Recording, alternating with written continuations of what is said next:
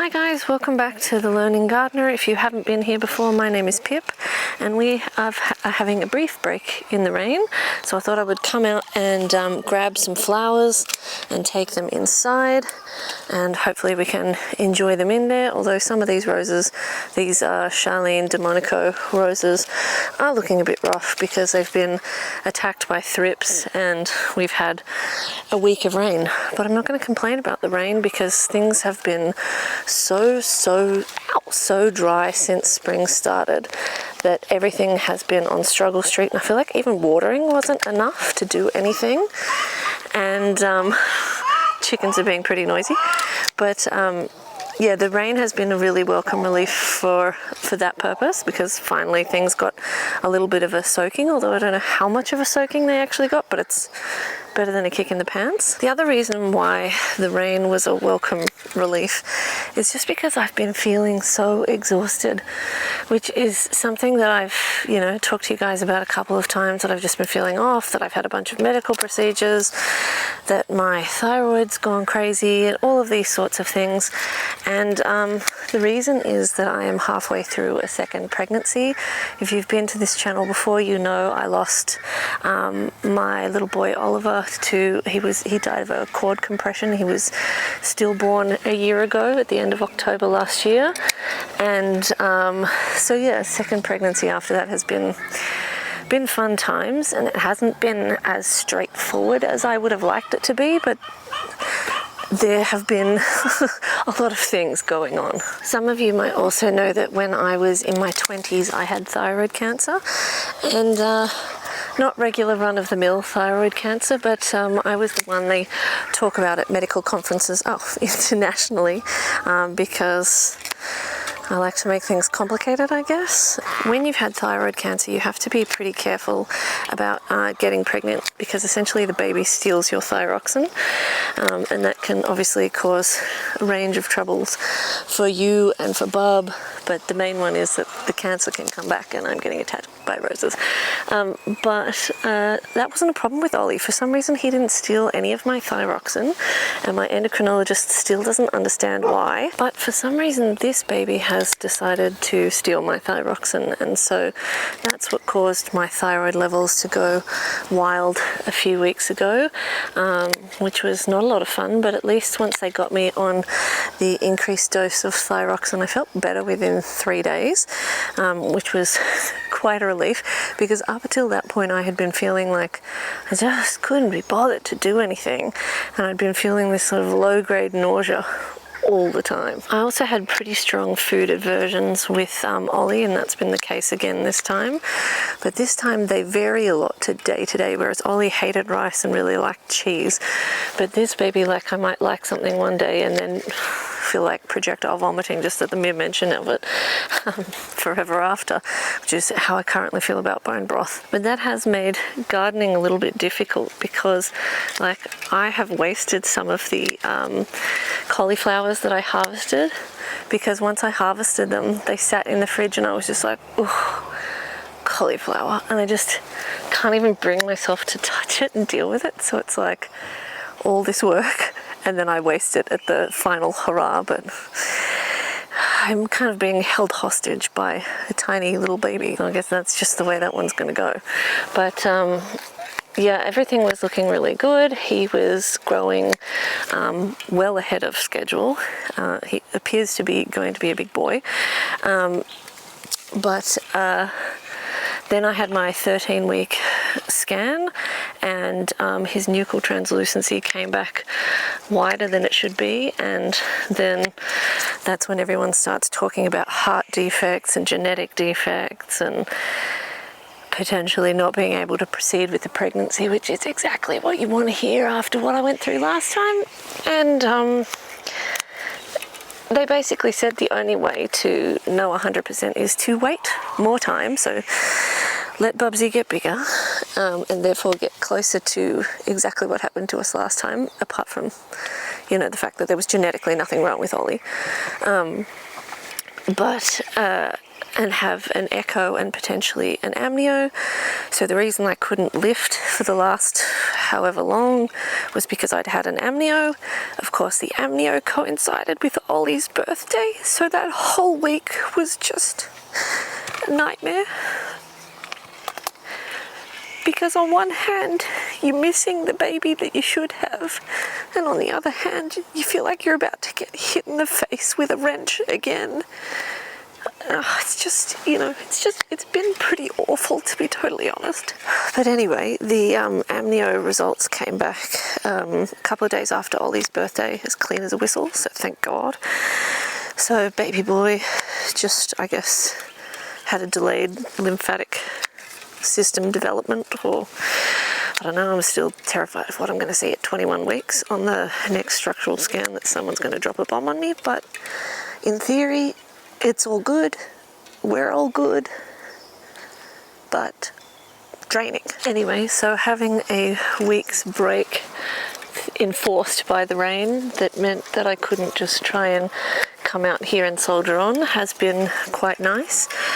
But it obviously does mean that videos have been sparse and infrequent. And to be honest, that might continue. So I think how I feel in this pregnancy is going to be massively variable and very dependent on what's going on. It's also, you know, obviously a different pregnancy, so I've had a lot more nausea, a lot less sleep because of the stress. You know, it's just different. And I am doing this on my own, which obviously is my choice, but just, you know, just complicates things. So I appreciate you guys just kind of giving me a bit of leeway with how frequently I post, and I really do appreciate the support on all the recent videos, like particularly the ones where we did the patio makeover. That like meant that in October, ads wise, I earned more than I have all winter. And even though I was posting less frequently because all of this was going down. And obviously I am self-employed, so once I go on maternity leave, this channel will be my primary source of income other than government maternity leave. So I appreciate you guys hanging with me and coping as I have mental breakdowns in the garden, and hopefully there won't be too many more of those, but I can't promise anything. Anyway, so that is update number 1 while we're out here while the sun shines. The other thing I wanted to tell you guys about relates to these roses, which we sprayed with kaolin clay to try and deal with the thrips. I think it's actually worked quite well. That being said, one of the reasons why I used the kaolin clay was because I was really concerned about what other sprays will do to our pollinators, and there haven't been any. I think last week I saw 4 bees, and today actually I've seen 3 so far. I don't know if they're the same bee just zooming around the garden, but there've been 3 bee sightings. And a lot of you have asked things like, do I think it's the pyrethrum daisies that I have planted in the garden, which are mostly not in flower, being a problem? Could it be the weather because it's been so unseasonably hot? You know, what's going on? Is it just my garden? Is it the region? Like, what's the story? And like, I don't know because it's not in the news, but I've talked to heaps of people locally, and they're all saying the same thing. Even up in Sydney, which is 3 hours away from where I live, they're not getting any bees. Like, I haven't mowed my lawn in weeks because of rain and amnio, and there's clover everywhere. No bees. Normally you'd have to be careful to not tread on bees. I mean, normally they're all over my poppies. They're not, you know. The only thing I can think of that's different is, I think last year, because of what happened with Ollie, my brain was a little bit switched off. And if I look back at it, I always want to call them asparagus, the artichokes flowered in the middle of November. They're almost at flowering now, and that's when the bees went wild. And I had a lot more poppies, but I think they got washed away in the winter rain. You know, I don't know. maybe they're hopefully still to come. But I was chatting to someone at the garden centre yesterday when I went to pick something up, and she was saying they all got really excited last week because they all saw 4 bees. So the entire garden centre crew was standing around marvelling at 4 bees, and they're all very concerned that it's the varroa mite that has come to this region, because they were, like if someone's house was diagnosed with the varroa mite, they were killing all of the hives within a 1.5 kilometre radius, which is, you know, helpful to the bee population. But they've given up on doing that now. So obviously the mite is having some significant effect. I think there's also a lot of habitat loss between, like you see even our local council out spraying what can only be assumed to be Roundup on the side of the road rather than getting council guys out, and the strip for about a metre on the side of the road is brown.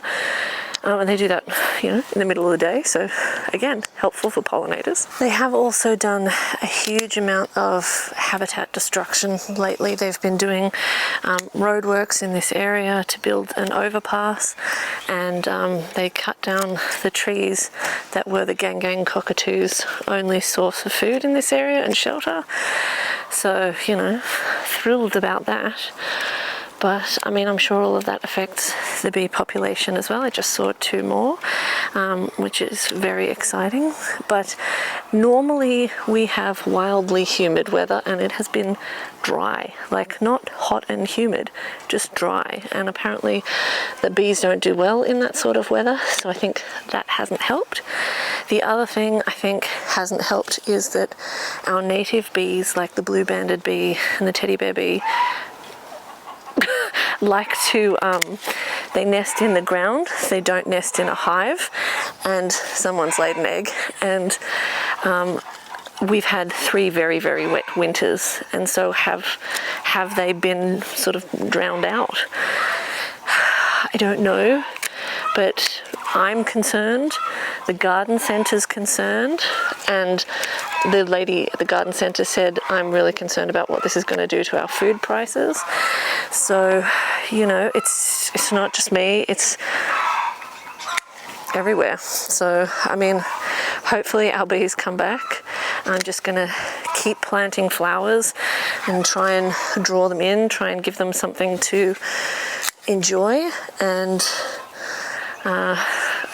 feast on, and hopefully they will come back. Like, I didn't see them all over the Echium, they haven't been all over the poppies, but they are today. And is that because it's rained and so it's more humid? I don't know. And it's cooler, so we've gone from summer temperatures back to sort of winter and early spring normal temperatures, so it's just been all over the shop. So I mean, the plants have not coped. So many things have gone to seed that shouldn't have, and we have not coped. And obviously the bees are having a hard time too. So I don't know, but hopefully we will still get harvests this year, even if I'm repulsed by them. But hopefully I'll be able to rally and actually deal with the harvest. I've got to try and make myself deal with the cauliflower that's in the fridge. Although I don't know, I don't like my chances, and cauliflower looks disgusting. I mean, it looks fine, but it looks disgusting. And yeah, so I think this is probably enough flowers for us to fill quite a few vases inside. Obviously don't want to take all of them, just a few, just to keep kind of the plants under control and, you know, enjoy what I think is going to be the last of the sweet peas, because the rest have all gone to seed or about to. But at least we can stop spraying for thrips, because I mean, yes, it's worked on these roses with the kaolin clay, but they look weird, all covered in white, but which is the point of the kaolin clay. But also when I was talking to the lady at the garden centre, she said she has thrips on her roses. It doesn't do anything bad to the roses. Yeah, you might get some flower damage, but it's fine. But she said the little birds come in and deal with them, which I find pretty amazing given how tiny they are.